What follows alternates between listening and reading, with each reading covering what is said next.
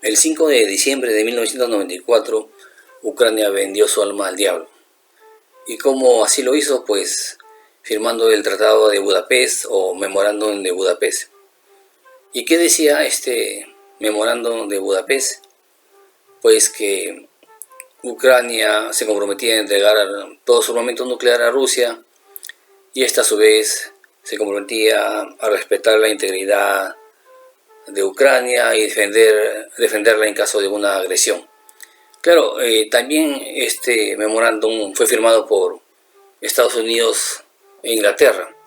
Estos tres países se comprometían a mantener la paz en la zona y evitar conflictos. También fue firmado por Bielorrusia y Kazajstán, que eran ex repúblicas soviéticas y que también entregaron su armamento nuclear a Rusia. Y Ucrania, ¿qué entregó exactamente? Pues casi 4.000 armas nucleares, más de 200 vehículos de transporte, 176 misiles intercontinentales y 44 bombarderos de largo alcance con capacidad de transporte de armamento nuclear. Es decir, Ucrania entregó todo su armamento nuclear confiando en la buena voluntad de Rusia, lo cual, como vemos ahora, no ha sido correspondido, lamentablemente. En aquel momento algunas personas en Ucrania obviamente intuían que eso era muy riesgoso y se opusieron a dicho memorándum, pero finalmente prevaleció la posición de entregar el armamento y firmar el memorándum.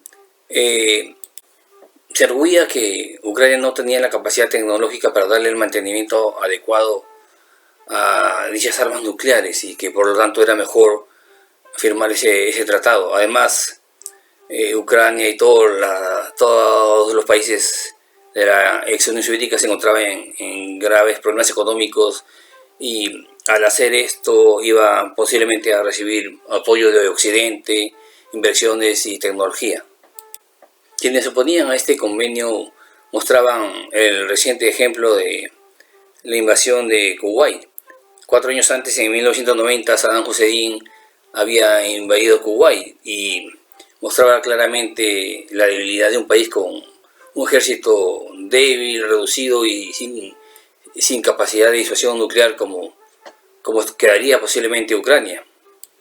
Pero finalmente prevaleció la opinión de entregar todo el stock nuclear que poseía el país, porque en esa época, con la caída de la Unión Soviética, también Rusia había quedado muy debilitada y aparentemente no tenía la capacidad o la fuerza política y económica para hacer agresiones.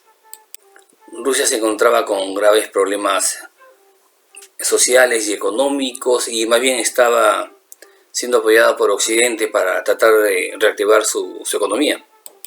También hay que tener en cuenta que para la decisión que se tomó pesó el trauma de Chernóbil. El accidente nuclear en Chernóbil fue uno de los más grandes de la historia y hay que recordar que Chernóbil se encuentra en Ucrania.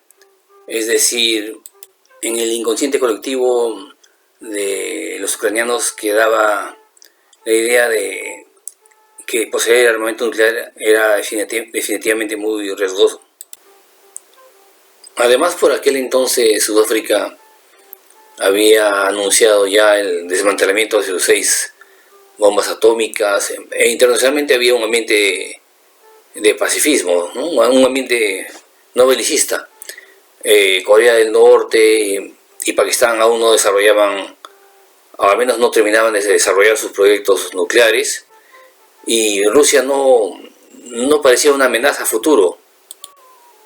Rusia por aquel entonces estaba completamente desorganizada, con grandes problemas económicos y sociales. Realmente no parecía una amenaza a futuro. Y más bien Estados Unidos había salido fortalecido de todo ese proceso, llegando a ser la primera potencia económica y militar ya del mundo. Pero como se demostró después, fue una gran equivocación para Ucrania firmar ese memorándum y ceder todas sus armas nucleares. Pero Ucrania y Rusia han sido pueblos muy cercanos.